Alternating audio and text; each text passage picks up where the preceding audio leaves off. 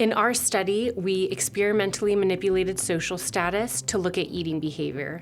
And so what we did was we took a rigged game of Monopoly. We had the participants take what we told them was a test.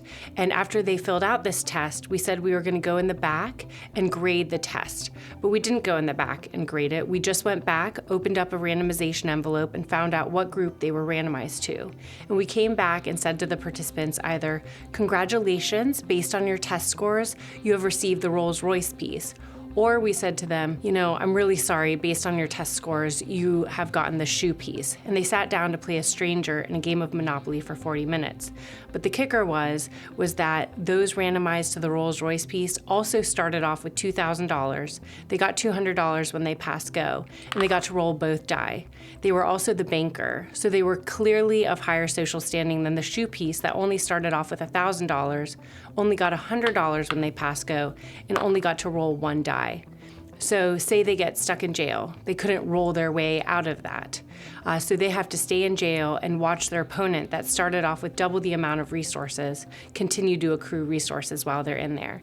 And they played the game for 40 minutes, and then we measured their eating behavior before and after, as well as their physical activity for 24 hours. And what we had seen was that those randomized to low social status conditions ate about 130 more calories at that lunchtime meal following the game relative to those when they were randomized to the high social status condition. We also found in this study was that there were significant sex differences.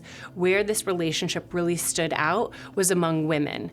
Women were the ones who, in the low social status condition, consumed more calories relative to those in the high social status condition, whereas in men we saw the opposite to be true. In our society, people still tend to think about obesity as a lifestyle choice or even sometimes as like a character flaw, but in the reality is that obesity is a very complex multifactorial disease, and understanding how one's environment influences their eating behavior and risk for obesity continues to add to the ever-growing literature showing that environment and genetics appear to play a very large role in the development of obesity.